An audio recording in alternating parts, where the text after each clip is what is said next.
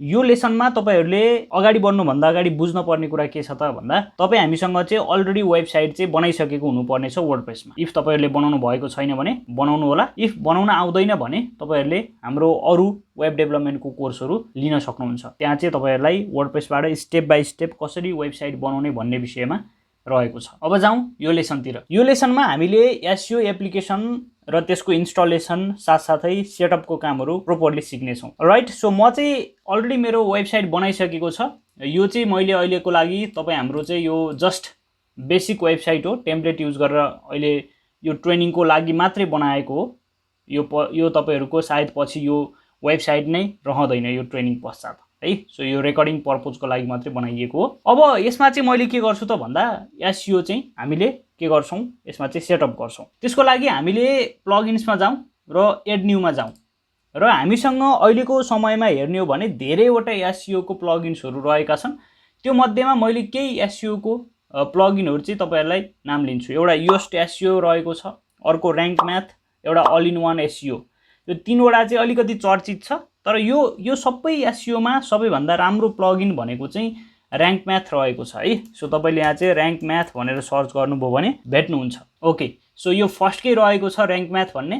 यसलाई नै तपाईले इन्स्टल नाउ गर्नुस् र इन्स्टल गरिसकेपछि यसलाई हामीले एक्टिभेट गर्छौं। Okay, great. अब यस्तो टाइपको तपाईलाई चाहिँ एउटा इन्टरफेस देखाउँछ। अहिलेलाई कनेक्ट योर अकाउन्ट गर्नुस्, देन तपाईले गुगलमा चुज गर्नु होला, किनकि हामी गुगल अकाउन्टबाट चाहिँ अहिले लगइन गर्दै छौं, अकाउन्ट बनाउँदै छौं। ओके, सो मैले चाहिँ मेरो इमेल चुज गरे र यसलाई कन्टिन्यू गरे। देन अब यहीबाट तपाईले एक्टिभेट गर्नुपर्ने हुन्छ। सो ओके एक्टिभेट नाउमा क्लिक गर्नुस्। गुड जब, तपाईले पहिलो पडाव चाहिँ पार गरिसक्नु भएको छ। देन अब हामीले यसलाई चाहिँ स्टार्ट विजार्डमा चाहिँ क्लिक गर्न सक्छौं। ओके, अब यहाँ चाहिँ अब हामीले के छ त भन्दा यो जुन हाम्रो वेबसाइट छ, यो वेबसाइट चाहिँ कस्तो प्रकारको वेबसाइट हो त्यो तपाईले यहाँबाट चुज गर्नु होला। अहिलेलाई चाहिँ मेरो पर्सनल पोर्टफोलियो हो र मैले चाहिँ यसलाई क्लिक गरे। आफ्टर दैट अब यहाँ तपाईले चाहिँ वेबसाइटको नाम लेख्नु होला। मैले चाहिँ यहाँ मेरो वेबसाइटको नाम लेख्छु है, अर्थात कि मेरो आफ्नो नाम लेख्छु। तपाईले कम्पनीको बनाउँदै हुनुहुन्छ भने कम्पनीको नै लेख्नु पर्यो है। यदि तपाईले होइन कम्पनीको होइन भने तपाईले आफ्नो व्यक्तिगत गर्दै हुनुहुन्छ भने व्यक्तिगत नामै लेख्नुस्। केही न केही एउटा चाहिँ नाम लेख्नुस् जसले चाहिँ तपाईको वेबसाइटलाई डिटेक्ट गर्न सजिलो हुन्छ है। अब यो पश्चात चाहिँ तपाई हामीले चाहिँ अल्टरनेटिभ नेम लेख्छौं, अर्थात कि विजय कुमाल नहानिकिन अरु के हान्दा आउँछ त त्यो पनि हामीले चाहिँ यहाँ एउटा लेख्यौं।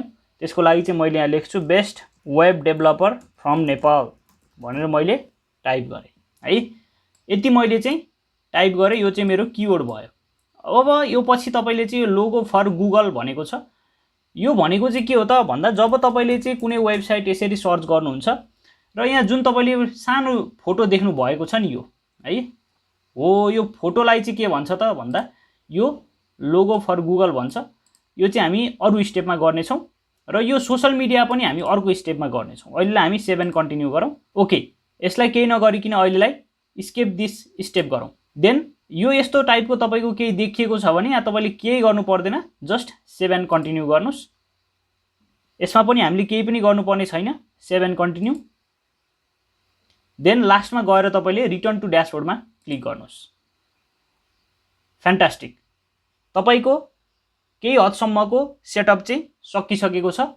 अब यहाँ गएर तपाई हामीले चाहिँ यो एसईओ एनालाइजरमा जाउँ र एसईओ एनालाइजरमा गएर एसईओ एनालाइज हामीले गर्न सकिन्छ हाम्रो वेबसाइटको अहिले एसईओ स्टेट के छ भनेर। सो हेरौँ।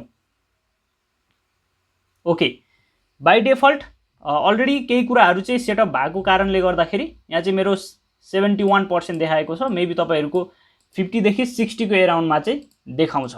अब यो चाहिँ हामीले स्टेप बाइ स्टेप चाहिँ यहाँ सेटअप गर्छौं। यहाँ धेरै कुराहरु बिग्रिएको छ, यहाँ देख्न सक्नुहुन्छ है, के बिग्रिएको छ भनेर पनि यहाँ देखाएको छ। यो चाहिँ हामीले सबै कुराहरु चाहिँ स्टेप बाइ स्टेप चाहिँ सेटअप गर्ने छौं। अलराइट, सो हामी नेक्स्ट स्टेपमा भेट हुने छौं।